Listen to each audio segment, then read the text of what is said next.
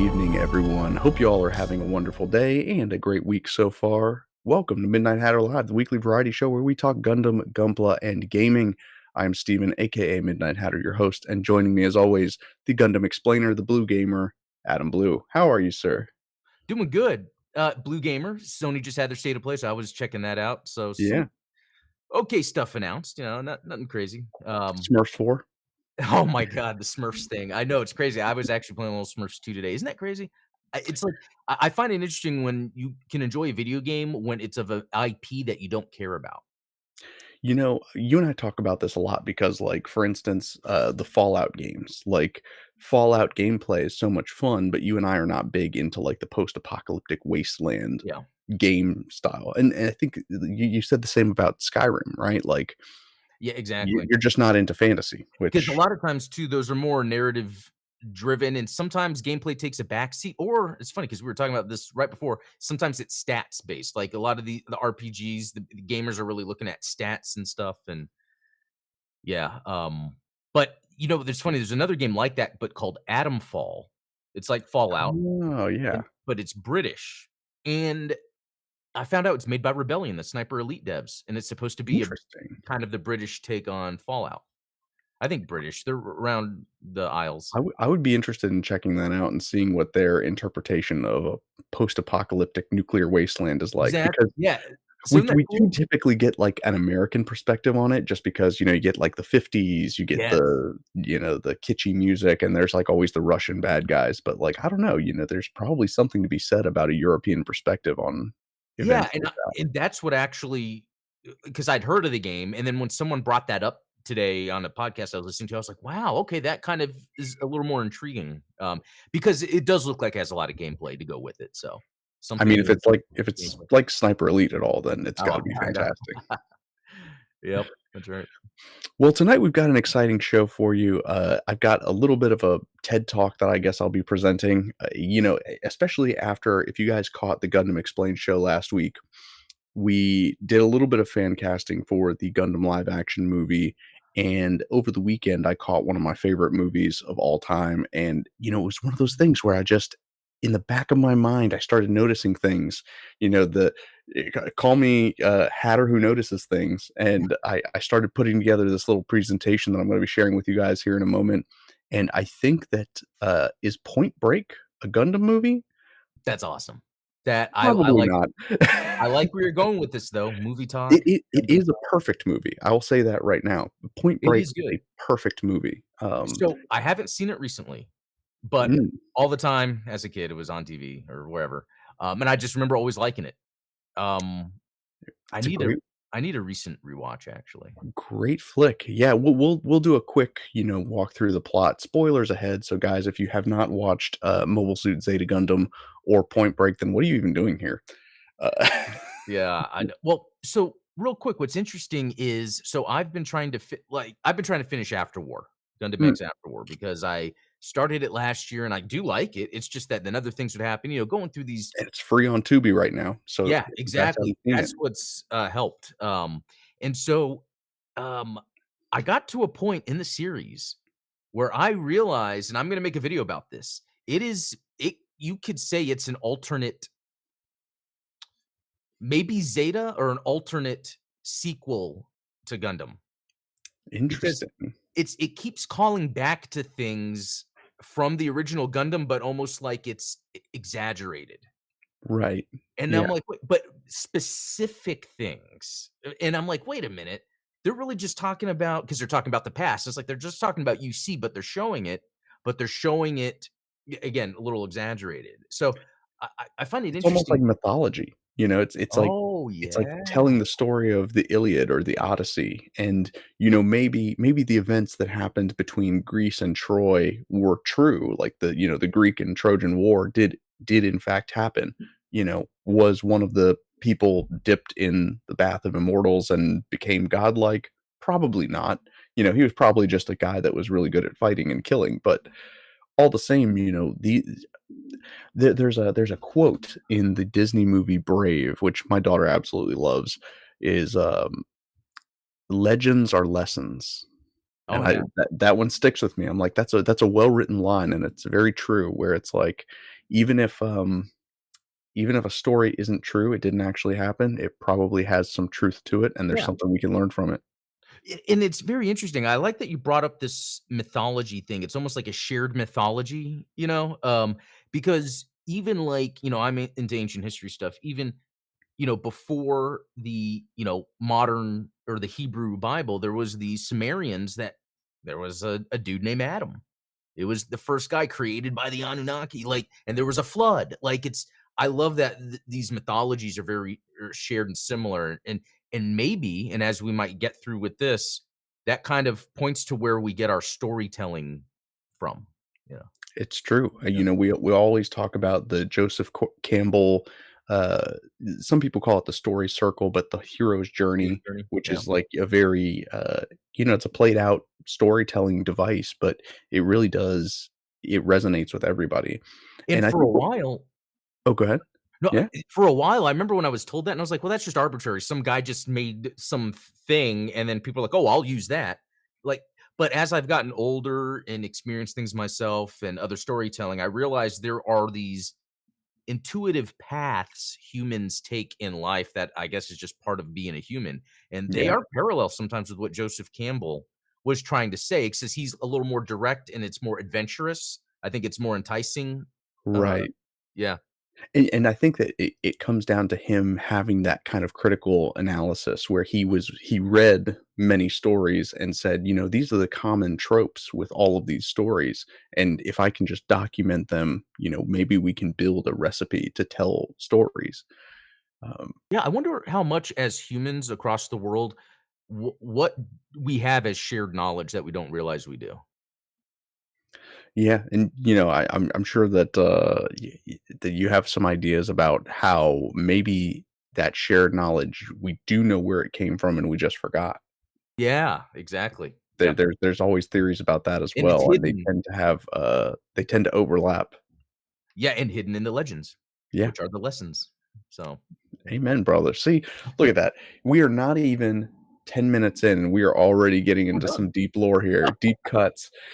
Yeah. So, yeah, like I said, I'm probably just gonna spend the next, like, 10, 15 minutes showing you guys this, and then we're gonna dive into, really drawing out these comparisons and really identify where what I think is that Catherine Bigelow, fantastic director, fantastic storyteller.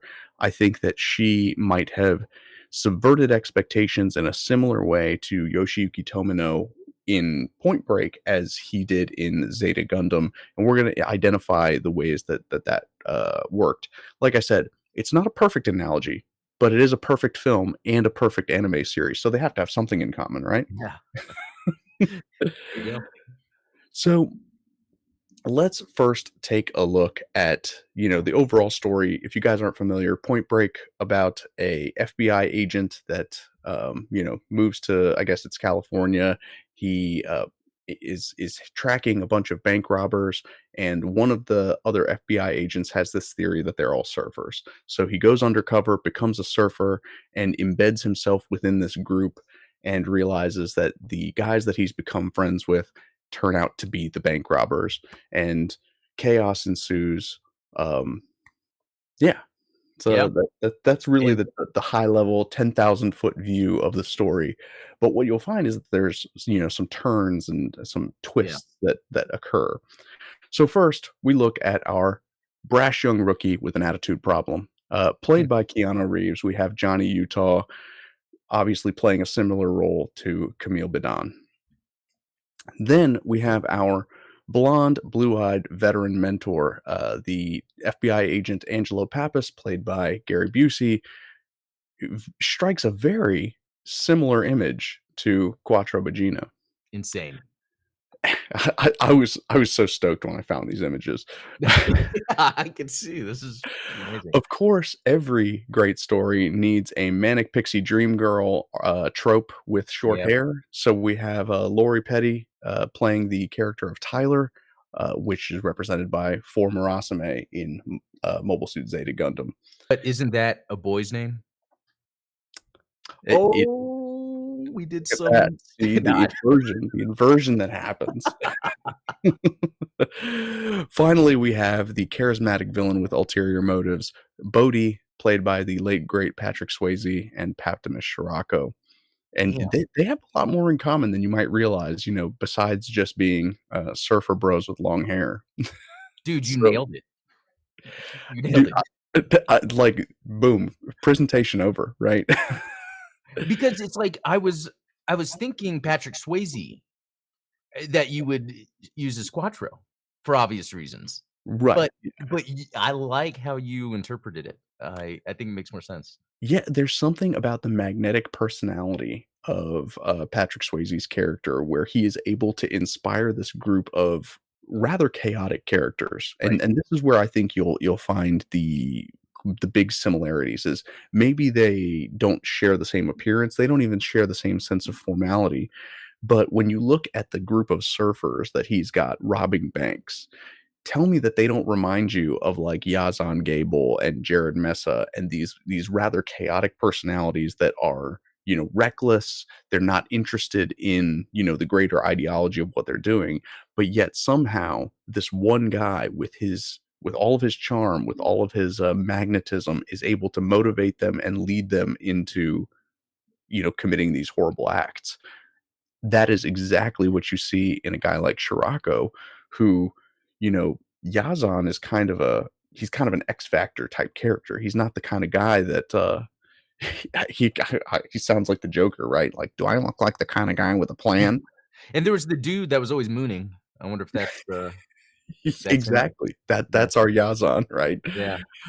But I'm glad you bring that up too, because that leads me into the biggest similarity here, and you probably I gave away the twist in the thumbnail of the video here is Kill 'Em All, Catherine Bigelow. Obviously, we all know the story of Zeta Gundam ends with almost the entire main cast being killed. In a similar fashion, let's see. There we go. In Point Break, Mm. by the end of the film, spoiler alert, Angela Pappas is killed. And we don't, again, not a perfect analogy, but at the end of Zeta Gundam, it is heavily implied that Quattro Vagina is killed by Whoa. Well, Hong Kong. okay. Hold on a second. This is going off topic for a second. What if the Char that shows up in Char's counterattack is a clone? Because Quattro died at the end of Zeta. Has anyone act people have probably already said that before. I can't be the first. N Yeah, I was gonna say that does seem like a very plausible, Thing to conspiracy come up with, theory but I just haven't heard about it. given, like, because you and I have talked about, like, the character 180 that Yeah, happens from being Quattro Vagina to, the villain of Char's counterattack. It's not something that just happens in 6 years, right? yeah, and it's the same program that was cloning the Glemmies and the Poodoo clones. Sorry to get off track, but that's another video. That So is another video, and I bet there's some truth in the, UC Engage lore that we haven't uncovered yet, ooh, okay, okay, so that's a that's good worth point. diving into. Yeah, but as Uh, we've got our surfer bros. This one, I think his name was Roach. Yeah, I'm probably gonna butcher the character names from this point forward, but, obviously Jared Mesa, yeah, the primary rival to, Camille Bidan is killed at the end of the series. Similarly, it's very hinted at Yazan being killed. I forget what this character's name, not Rosie. He was wearing the Lyndon B. Johnson mask, so we'll call him LBJ. Um, for those of you who don't know, in Point Break, they are called the ex-presidents because they wear president masks when they're robbing banks. So it's like Reagan, Nixon, Jimmy Carter, and LBJ, which is kind of funny. yeah, neat idea. Um, of course, we've got Rekka Walland, who is also killed by the end of Zeta Gundam. I forget who this one is. I'm pretty sure that he's the one wearing the Carter mask. But so we've got that, and then of course Bodhi himself, Patrick Swayze, Paptimus Scirocco is killed in the end. So obviously, tons of death by the end of the movie, tons of death by the end of the Zeta Gundam series, and each one kind of has their own like sign off. They all have a very purpose driven death. In fact, I was surprised when I started looking into this more. People have actually written entire, like, blog posts and articles about just how high the body count is in the film Point Break. Oh, wow. Um, Okay. there's, like, the off-duty cop that gets shot, and it's Yeah, like he's almost collateral damage because yeah. There at was a that mess point up or something, wasn't it, at the bank or something? exactly. Like, at that point in the film, it had been uncovered that Keanu Reeves' character is actually an FBI agent, and so they pull him in on one of the bank robberies, and this guy's an undercover cop. He's like, "Hey, I'm a cop. I'm gonna shoot at these guys." The poor bank security guard's like, "Please don't do this." Like, you know, and he pulls the gun. Everything goes haywire. Keanu Reeves is like, "Hey, I'm an FBI agent." The cop shoots him.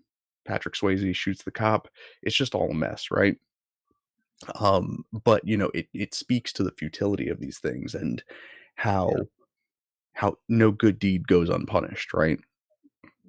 Yeah, and how these relationships are entangled and how it leads to their deaths. And it's very interesting because 'cause aren't the deaths almost at the hands of the protagonists in both? Because you have Keanu Reeves, let him go surf to his death, and then you have Exactly. Camille just impale him with a surfboard. Um, Yeah, something like that. There's definitely something to that, right? yeah. Um, Wave Rider. Oh my god. I didn't even think about that. See, this rabbit hole goes deeper than you guys It does. realize. I have another one too, I'm just waiting. I'm just waiting. I have another one. So this is another fantastic parallel is, by the point that, it is uncovered that Keanu Reeves' character is an FBI agent, Tyler, played by Lori Petty, pulls a gun on him and is, betrayed by him. Is like, "I can't believe you would lie to me, and you've been lying to me this whole time." And look at that, we have former Asame pulling a gun on Camille Badan. "I can't believe you would steal my memories. I can't believe you're the one that's the pilot of the Gundam Mark II." Both characters meaning well, or as in the protagonist meaning well, but it's just these characters that they're fond of just gets caught up in something, and it's what the protagonists have to deal with is bigger than them, unfortunately. It's almost like a, tragic sort of, Yeah, uh there's a little bit of O. Henry irony going on here, right? Because, like, obviously, Lori Petty's character is, involved with all of these surfers that are robbing Mhm. banks. So she might not be directly responsible for what's going on, but she is kind of aiding and abetting. She's an accessory Yeah, to this that's going on. In a similar way, former Asame, she's not she's not actively a Titans member. She's not, trying to be evil. She's just right. kind of collateral damage in that sense where, she's just participating in it. And Yeah, to either prove way, her she feels like she belongs, you know? right. It's kinda like the Lala thing, she met Char first. Yeah, and you don't get to choose. Like Yeah, sometimes your side gets chosen for you. yeah, Now this is the biggest thing to me right here. By the end of the film, um, the character Bodhi, Patrick Swayze, has taken everything away from Keanu Reeves. You might even say he's taken his soul with him, in a similar way to Shirako taking everything away from Camille. yeah. By the end of the film, uh, Keanu Reeves doesn't get the girl because she was betrayed by him. He's able to save her, but their relationship, it's pretty much implied that they don't end up together. So the hero doesn't get the girl in the end. Uh, he loses his job. He's no longer an FBI agent because not only did he fail to capture the bank robbers, but he then at the end of the movie lets one of them go surfing into the waves and kill himself. So it's he's no and not to mention he participates in one of the bank robberies with them, Oh, which they arrest him for.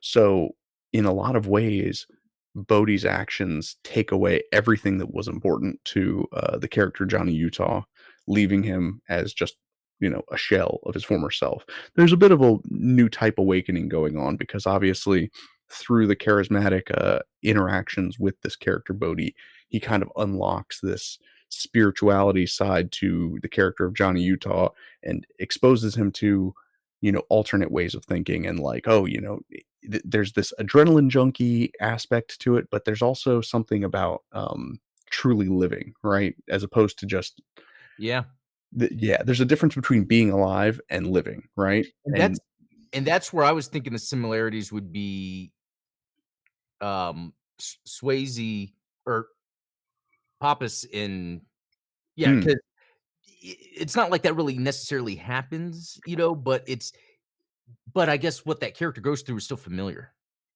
right. Yeah. And that's another thing that I didn't even touch on is the mentor relationship Mhm. of Pappas to Johnny Utah being similar to Quattro mentoring Yeah. Camille in a way that uh th- he tries to mentor him, but there's like an irreconcilable difference between the two characters. And you see that with Camille and Quattro as well, It could where be the age, like a kid versus the seasoned yeah. adult or whatever, yeah.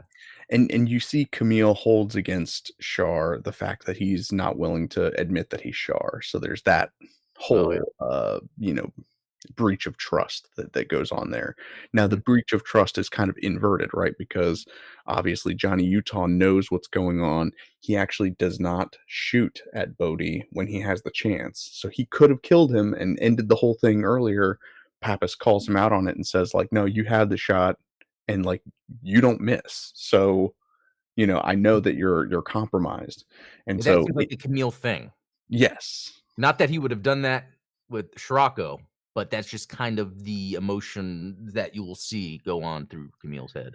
Well, and like I said, it's almost inversed, right? Because you have the relationship between, say, Shar and Haman, where Camille's like, Why don't you just end her?" Like, that's Oh, yeah, yeah, yeah, yeah. you say that she's the bad guy, and yet we're trying to work with her like this. There's something not right here, right? So there's that breach of trust that's going on there. Um, You know and what? so And I yeah, think that works too, because if you were to take the Titans in the Neo Zeon factions, that's almost the chaos that's among the surfers, yeah, you know? yeah, absolutely. Yeah. So do you have any other big reveals? Because I got one. That is all I had. So Okay. yeah, Catherine Bigelow. She was mhm, married to James Cameron, who made she was. Aliens that featured a power loader that was designed by Sid Mead, who was creating not only did he make the Turn A Gundam, but he was conceptualizing the Gundam movie in the '80s. That's So, true. I see, it's the 6 degrees yep, of Catherine Bigelow. there you go. But no, but I think then and it could be because James Cameron has always been a fan of anime. Um, Yeah. and it could be that that rubbed off on her because I do think the thing with James Cameron is he is a good storyteller, even though a lot of his stuff does have visual elements, like, a lot of visual storytelling, but it's still um, good storytelling. Anime kind of is that. Like, if you get over sometimes some of the over dramatized things, some of the craziness that will happen, at the end of the day, a lot of times anime is, like, really strong about their characters. And oh, so absolutely. I could see that stuff probably rubbing off to where maybe you've hit on something, Steven. Point Break was influenced by Zeta. I mean, it could be. Yeah, I mean, Zeta Gundam was 1985 and Point Break was 1991, I believe, so, Yep, there's enough of a time gap there to represent, something. It exactly.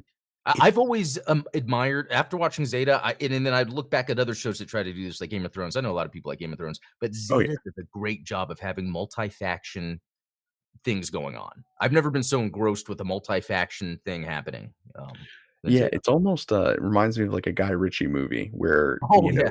That's good. because those are very chaotic films as well, Mhm. and there's, like, lots of interested parties moving in and out that are, this party wants this, and, like, this guy wants that, and so They there's cross almost streams. this yeah, by the end of Killing the film There's killing in it, in yeah. those movies. Yeah.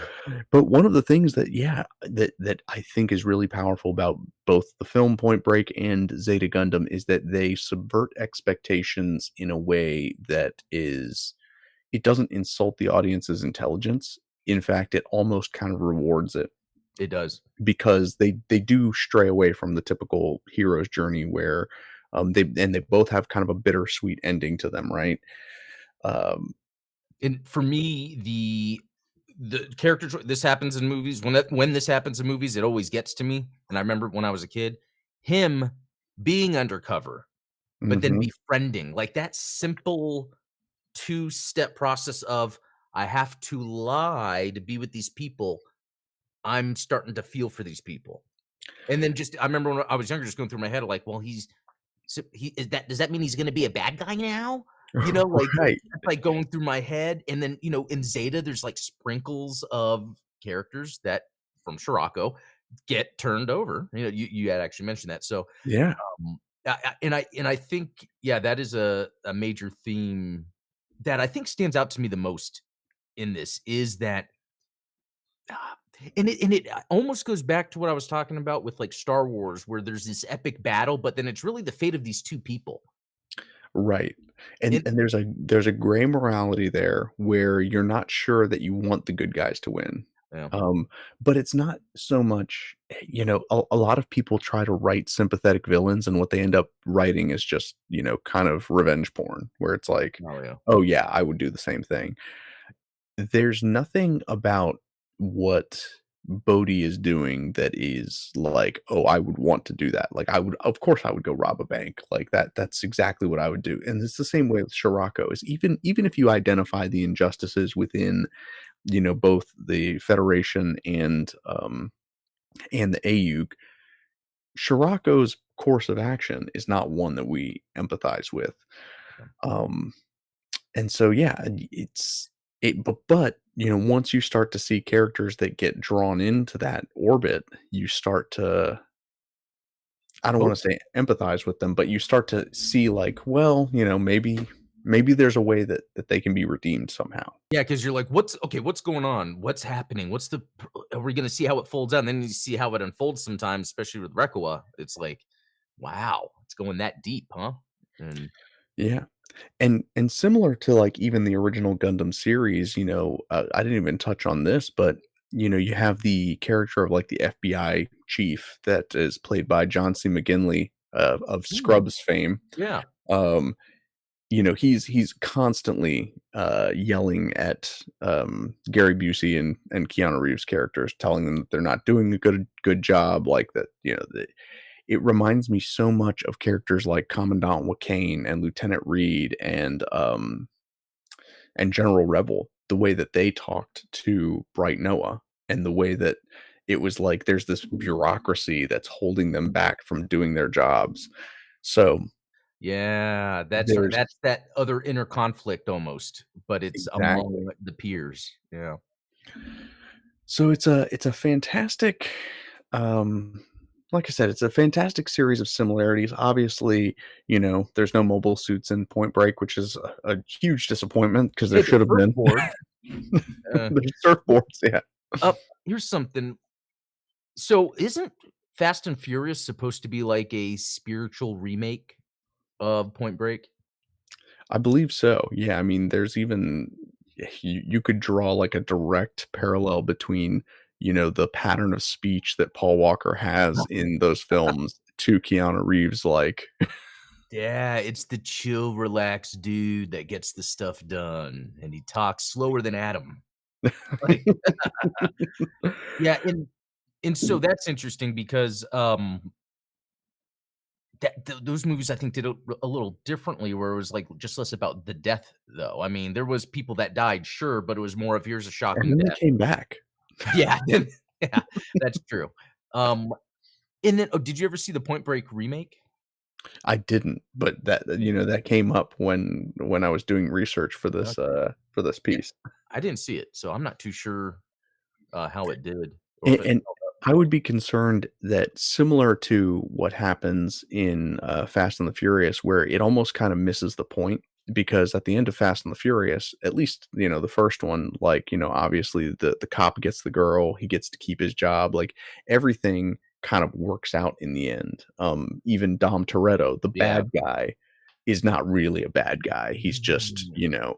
so, like I said, even though it tries to do all the same things that Point Break does, where I think it fails is it, doesn't go far enough. I Okay. think that, yeah. Yeah, so that's a good point because that's the other, like, I guess, main similarity with this type of, like, filmmaking or storytelling is the ending where, okay, maybe it's resolved, but with loss. And I wonder if it's almost, I think, a thing nowadays where they do the test screenings for movies and then people complain, so then they always make sure it's a good ending. You know what I mean? Dude, that so I recommended this book to you before, Screenplay, Writing the Oh, Picture. I have it.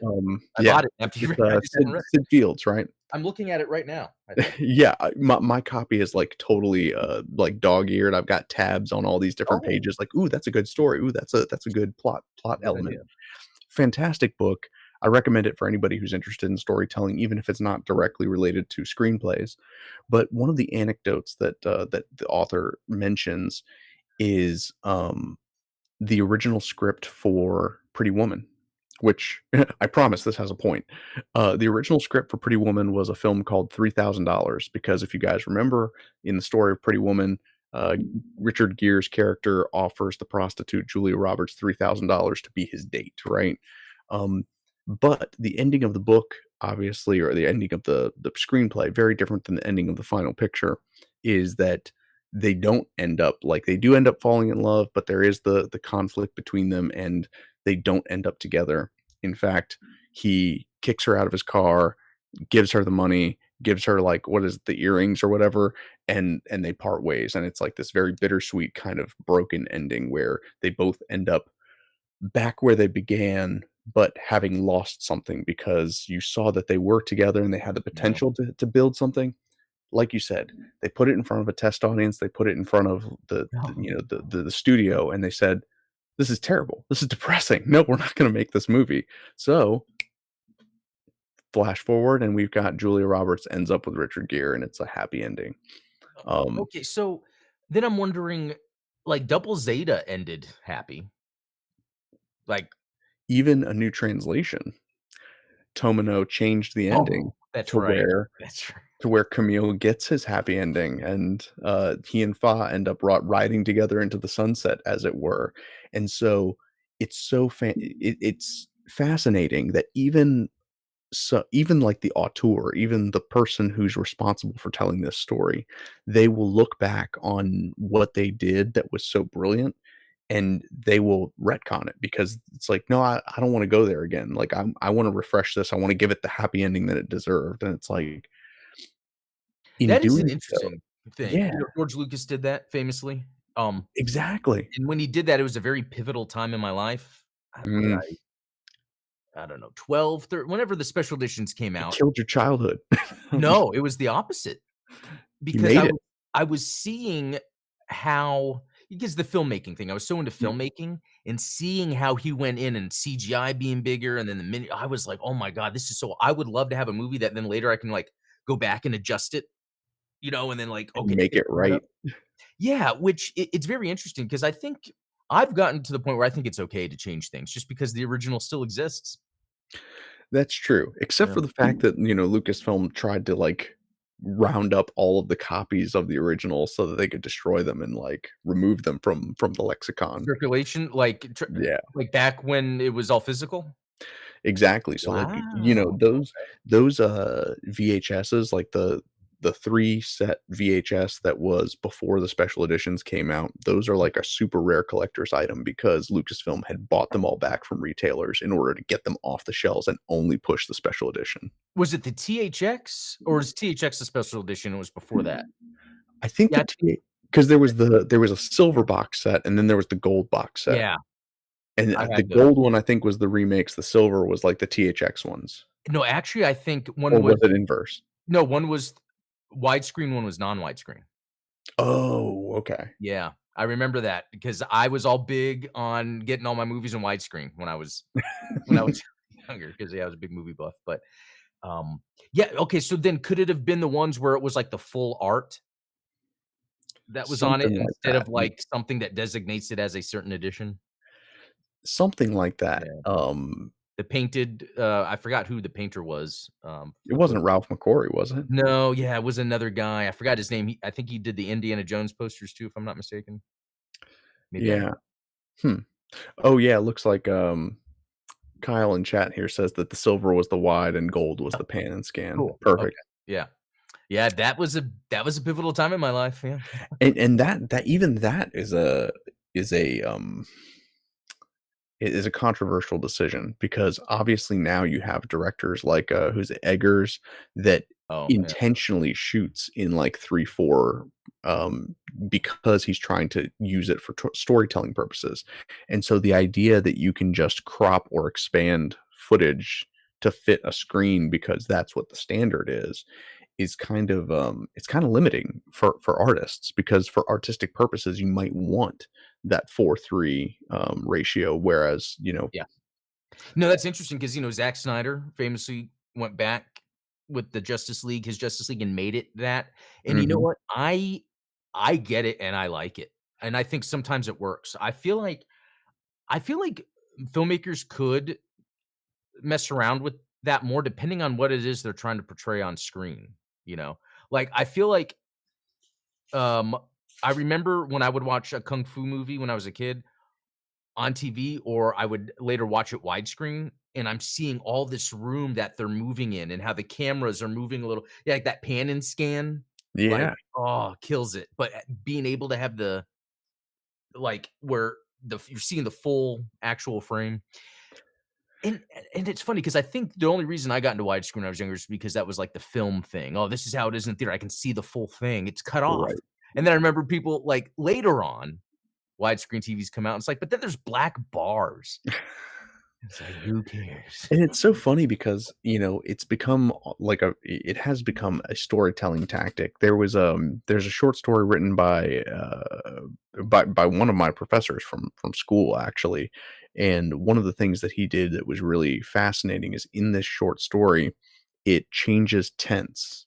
And he does a very good job of it Hmm. where the story is written in past tense and then after a while it bleeds into present tense. So Whoa. he's like, "Oh, I pulled up to this place. I walk in and I'm looking around the room and I'm making this decision." And basically what it is the present tense is a dream sequence. And so it snaps back to past tense when the character wakes up. Great storytelling device, right? That is the same way that I think, that film ratios should be used. And I think you even alluded to this in some of your, ideas that you pitched me, where it's like, you know, there could be a reason for expanding or contracting the video in order to create a sense of tension or like claustrophobia, or Yeah. then like you open it up and expand it. There's all kinds of potential there, and, I think only very few filmmakers are either bold enough or talented enough to even attempt it because it can be jarring, right? There's And some then video games that do a good job of, like, blending between cinematics that go letterbox, and then they open up when it's gameplay. actually time to play the game. Yeah, I like it sometimes when games do that, and that was what was interesting about Indiana Jones, the new one, because you could set it in the options to be cinematic, where it's Mm, constantly looking like a movie.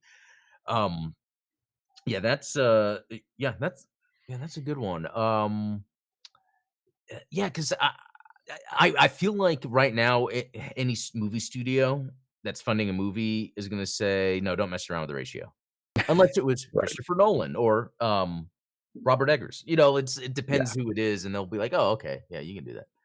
Oh, And I'm not suggesting that, this is necessarily the right route to go for the live action Gundam movie, but I do think that, um, when you look at the overall legacy of a film like Point Break and what it did that was revolutionary in terms of its storytelling, that is the kind of tone and that is the kind of impact that I want to be left by the live action Gundam movie. I don't want another MCU like slop film where it's like, guess what? The good guys won again and there was nothing was lost, right?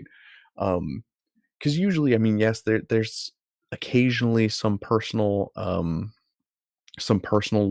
from a character. I'm trying to think of, like, a good example, but I can't even come up with one, like, "Oh, what no, Iron Man ended up with a metal thing in his heart," but, like, who cares? He's Iron Man, you know what I all mean? the a personal loss for the character. Some movies that stand out for me of, like, what the protagonist is going through, and I guess it really depends at the situation, but, like, Training Day. Oh, well, yeah, Training Day, but I mean, like, as far as, like, these kind of blockbuster, like, Marvel or DC movies, those movies never Oh, have any yeah, kind they of, like, never do that. personal cost Yeah, that's associated with no, them. and I think that's why then I thought Training Day because it was like, there's not many movies anymore that have, the big names and they're made to, you know, that like because Ethan Hawke, Denzel Washington, and I Mhm. the situation he was in, like, Oh, yeah.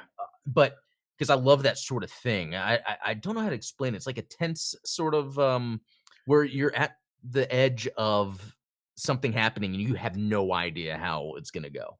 Yeah, Or suspense it's thrillers, almost like man. it's unraveling. This is what it is. It's stressful because it's unraveling to the character as it is to you, and it was him being Yeah, caught in a situation with Denzel Washington realizing, um and there's no way out of it, right? Like, yeah, and so it's the that's a same good thing point. with, like, The Departed. The Oh, yeah. Departed is another great example of that.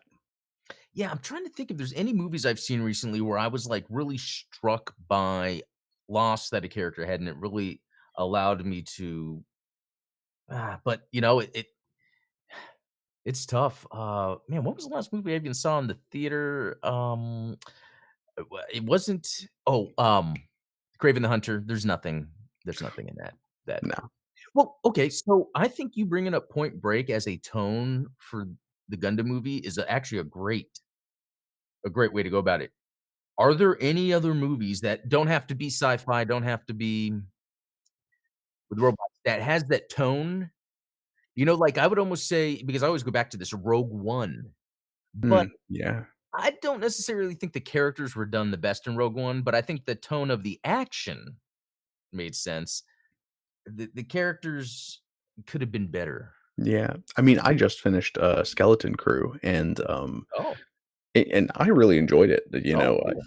and it has that same element of, like, you almost want well, I don't wanna spoil anything for those of you guys who haven't Oh, watched it, but obviously there's some characters in there that, that have a little bit of, um, you're not sure if necessarily they're a good guy or a bad guy, and you really want them to yeah. be good, but at the same time, it's like, it's just not in their nature, and I think that that's the same thing that you get from a character like Bodhi. It's the same thing that you Oh, get from a character like Shar, where it's like exactly. Love you it. want Shar to be reformed. You want him to be the hero. Like, you want him and Amuro to cheers and, like, say, like, "Hey, I know that things were rough back when we were fighting over Lala, but, like, we put that behind us." But then by the end of the movie, by the end of the series, there's something there that it's like, I Well, don't think that he's completely turned himself around. yeah, so then let me ask you, what percentage do you think when people like Shar, do you think it's over oh, Is that sorry. cat? Sorry, it's the background noise. Where it's, eh, like okay, how am I trying to word this? Like, you like Shar, but you were saying it's like you like him because you want him to be reformed. So when people like Mhm. Shar, it's more to do with it would be awesome as a good guy, as the one that you could look up to. And it's like you almost can look up to him. Yeah, there's, like, there's the meme, right? It's the, like, "I can fix him" Yeah, meme, yeah. where it's like but, I think that maybe some characters are not meant to be fixed, and that's kind of why they become compelling characters. And Yeah, and and and even I again, I go back to, like, Fast and the Furious, it's like, you want Dom Toretto to be that character that it's like, oh, you want him to be the good guy so bad, but he never can, and it's like, but by the end of the movie and by the end of 9 movies, he's the good guy. He's the family first guy, It's like and isn't it so telling that that ending is not satisfying for us? We prefer when we want the character to redeem themselves and then they don't, than when we want them to redeem themselves and they do. yeah, that's interesting. It reminds me of times when I would speculate about what's gonna happen in like a Star Wars, back when the sequels were first coming out, we're like, "Oh, what's gonna happen? Oh, it'd be Yeah. crazy if this, it's that." And then what sometimes happens, it seems to be the thing that kind of makes sense, but then it's still kinda like, "Eh." But then I guess looking back, maybe the Disney it was because they were trying to make it make sense on a mass appeal level. So it's like it kinda makes sense, but for the nerd in you that loves it, it's like, "Oh, they coulda done more." And Yeah. the tough thing is having so much sequel baggage to work with, right? Like, you can only change things so much, and I think that that's, going back to the PlayStation State of Play today with the remake of Metal Gear Solid 3 coming out, fantastic example of, like, you get to play as a character that becomes the bad guy in the series, and there's no amount of you wanting him to be the good guy that's going to change that because you know that you're gonna have to kill him by Metal Gear 2. In fact, you have to kill him twice, but but that's a whole other thing. Yeah, that's a whole other, channel. Yeah. Not just The video Metal game. Gear Explained. Well, yeah, again, I guess that goes to the interesting character storytelling that happens, and it's funny because in a video game, they don't have to do that. There's no reason you No. have to make it compelling. Sometimes you can make something compelling if there's nothing else there to grab the player, which is what they're doing with their hands on the controller. You know what I mean? Yeah, So it's neat that again, it kinda goes back to, sure, Metal Gear Solid is an anime, or is it? But it's Japanese developed. It has that sort of characterization sentiment that you see. it is very, very anime-esque. It's, Yeah. so Yeah, and then it's funny because there's this YouTuber, I forget who he is, I'll watch, and you'll sometimes sometimes people have you press a button in a video or GIF.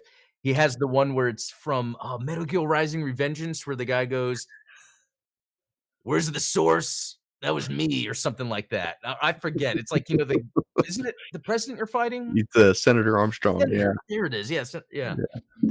I love that. Like Gosh, that is such a fantastic and what's funny is that's one of those examples of because Metal Gear Rising: Revengeance was not like a Kojima production, it wasn't even, like, associated with, like, the team that created Metal Gear Solid, but I think that in that game, they almost captured the essence of the yeah. over the top storytelling of Metal Gear Solid more than Metal Gear Solid ever could, Oh, because I see what you're yeah, saying because there that Revengeance game is the only Metal Gear game that I've played through and completed. And I think that might have to do with more narratively, I guess, with Metal Gear, where I have to kind of sit there through dialogue. Revengeance doesn't do it, but it still has that atmosphere.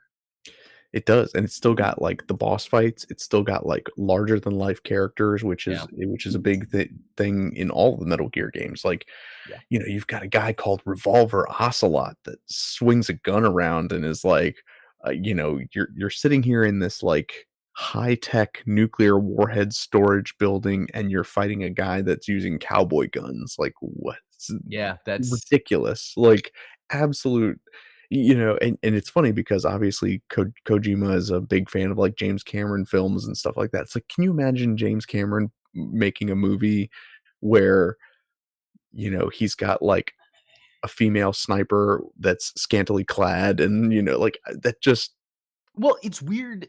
So yeah, speaking of James Cameron, like, he did that Battle Alita Angel, which I gotta say I didn't mm, finish it, but I watched a lot of it and it's cool. But I yeah. really feel like it's like James Cameron could maybe show the US how to adapt an anime, and or the world, I guess, show the world. I Um, mean, you know who really could would be Catherine Bigelow.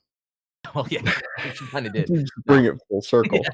It's no, yeah, because I mean, not that animes haven't been adapted well, but I guess it's just more of James Cameron kinda, like, gets it, although I can't say he's actually I mean, that Battle Lead Angel too, like, that I don't think that movie was, like, super, super popular, but I think No, it did have kind of a niche appeal, and I okay. think probably a lot of that was down to the visual designs. Oh, I yeah, was people not liking the surprised. eyes. Yeah. Yeah, yeah, I was surprised that, like, that the Studio Ghost in the did Shell it. movie wasn't Oh, more popular given that it was like, that is a perfect adaptation. I mean, even some of the great frame for example. frame shots Yes. were straight out of the Okay, anime. I'm glad you brought that up because, yes, that is a favorite movie of mine. I have it in 4K physical, there's not many movies There I you do, and go. that is a good one, and it's funny because I didn't watch the anime until after the movie, and, yeah, I was surprised watching the anime how much it's th they're faithful to it, but I Yeah, think it was just because, Scarlett Johansson was white, right, that people were kinda like, "Let's just cancel this." there was probably something to that. But what's interesting is that, like, even when you look at the Cowboy Bebop live action show, they tried to do the same thing where they almost recreated shot for shot Yeah. some of the scenes from the anime, and it didn't work. Um, So that's funny because I haven't finished the show, yeah. the cartoon or the live action, but I've watched the beginning of both and found both to be enjoyable, even the live action. But I Mm, guess it's because once you've finished the series and you've for years, you've known the characters really well that then when the movie maybe makes 1 or 2 little changes that are pivotal to the character moving forward, it's like, "Okay, then what is this?" Like, yeah, that can yeah. be definitely off-putting for sure. So, what maybe I should instead of finishing the anime first of Cowboy Bebop, finish the show, the live action show first, Mm. and then the anime. That would probably be the way to go about it. Well, it's kind of so on a similar note, like, I had never played any of the Witcher games until after I'd watched the Witcher show, Oh, and then and, which game did you start with? Witcher 3, Oh, um, okay. just because that was the one that, like, my little brother was like he was like, "You gotta play this game, it's fantastic."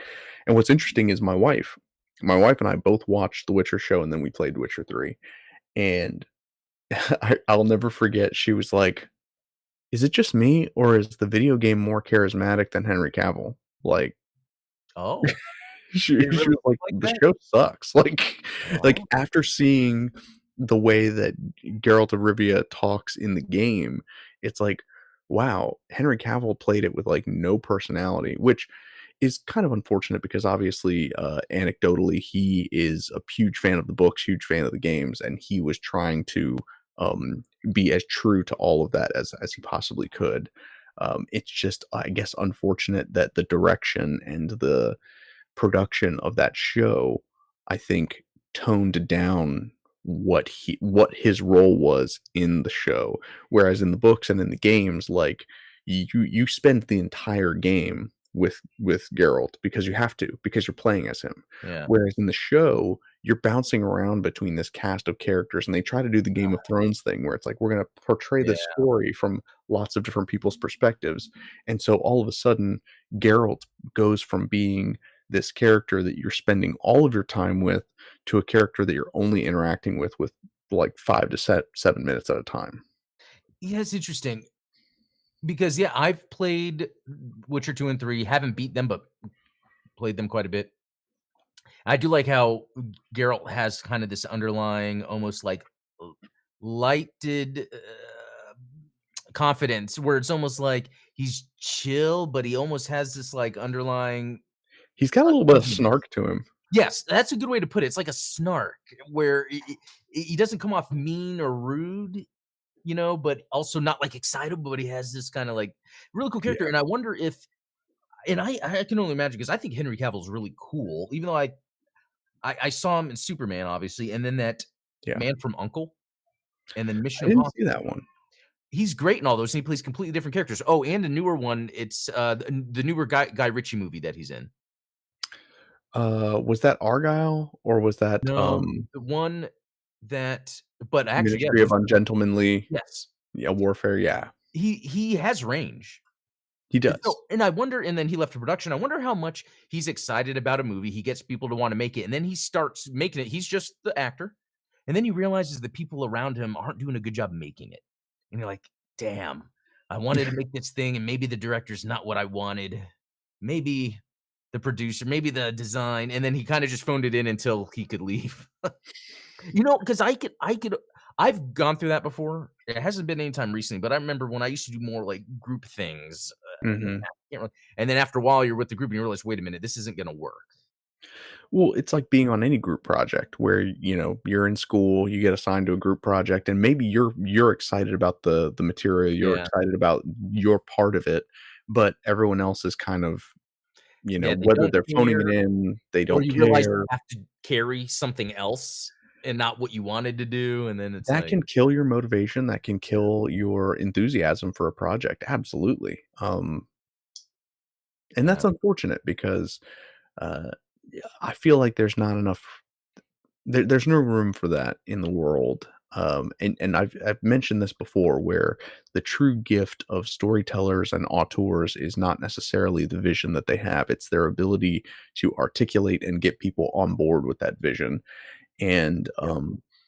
And it's one of those things where I think that under the right direction, somebody that shares with the vision that Henry Cavill might have on a project might be able to get the best out of him. But when you have people that don't care, then they're always going to butt heads with him.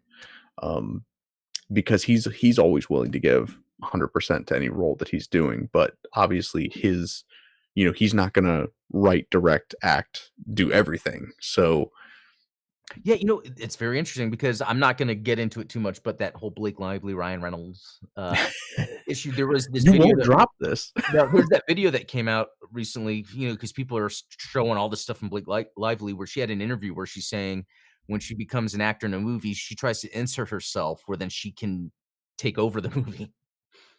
And Yeah. that's literally what was happening with this. So there's, like, video of her saying, and so it's interesting because it made Mm. me think of that dynamic. Like, when you're in a creative setting with collaborating with people, sometimes you feel like maybe your voice should be heard more, but sometimes you gotta realize, well, maybe this isn't for me to step in, or maybe I have to figure out a way to communicate, "Hey, this is what I think we should do." Which, like I said, my wife was saying that in that movie, that Blake Lively was like horribly miscast as the lead character in, Wow.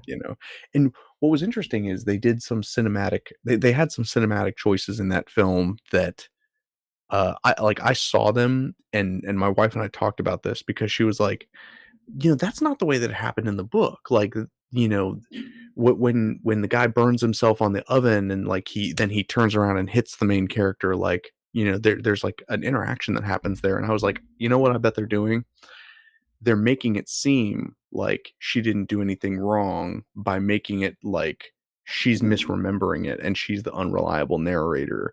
And sure enough, by the end of the movie, when they're doing like a flashback, it's like, oh, the way that we saw it, the events when they happened live was how she interpreted them. But then later she remembers back and she's like, oh no, like he did hit me after I had laughed at him and something like it was like, oh, so And like so they added that in the movie? so they added this, like, this Kinda like weird, what like you were saying before, where we were talking about for a mainstream audience, making it a little less severe or something. exactly, it's a Oh, way of trying to like, I respect them for trying to, capture that dynamic of, like, the toxic relationship, because, you think about somebody that is within the thrall of one of these narcissistic personalities, similar to a character like Bodhi is, like, you could even argue that there could be scenes of like flashbacks of Keanu Reeves, like, oh, you know what? Maybe Bodhi was manipulating me when he made me do those things. Like, oh, but they intentionally don't do that. And like I said, it's just another tool in a filmmaker's tool belt that they probably shouldn't have pulled out in this instance. But um, yeah. yeah, no, very, very interesting. I mean, really, all this movie talk is just getting me even more excited for the Gundam movie. I know, ever since last week with the announcement that they're actually gonna start filming the darn thing, I'm like, it's just got me really passionate about the direction that they wanna go, the Mhm. tone that they're gonna apply to it, and like I said, the last thing that I want is to see just more, like, Marvel DC slop. Like, I would prefer to see something, a little bit more artistic and something that is challenging for viewers to watch. Not challenging in the sense that like, oh, we're gonna stick it to the chuds and like recast everybody, as like we're gonna gender swap Amuro and all that kind of stuff. Like that's not what I mean by challenging. I mean challenging to the preconceived notions about what a heroic character is supposed to be like, Yeah. because ultimately that's what the original series was. And in the NHK documentary, they talk about how Tomino and Yoshikazu Yasuhiko, they were like, Amuro is not the typical anime hero. Like, he's not the big muscly jock that's popular that has all the friends. Like, he's this meek, like, nerd that nobody likes in town. And, he's got The red curly hair. hair. Yeah. Yeah, it's right. Yeah, he's got red curly hair. Like, which maybe there's something to that because the main character of Ideon has the Ideon. same Yeah. hairstyle as I know. so Tomino's got a type. Uh, Well, it's like the video game thing we're talking about where something might look cool, but if you wanna stand out, you have to look different, you know? exactly right. Yeah, that's why the Cybertruck is so butt ugly. Yeah, yeah. That's So yeah, hopefully you guys have enjoyed. Thank you for attending my TED Talk about Point Break being a Gundam movie. excellent topic. um, Excellent topic. I love these kind of opportunities to talk about artistic crafts and filmmaking, and I hope that we're going to be able to engage on this level once the Gundam movie does come out. Yep. Oh, I can't wait. Um, but yeah, Adam, thank you as always for joining me on this. Thank you for indulging me on this topic. If you guys haven't checked it out, Adam did with an excellent follow up to the covering of all the different Strike Gundams. I'm glad that Oh, you yeah. went with the Justice Gundams this week, Yeah. covering all of Atheron's mobile suits.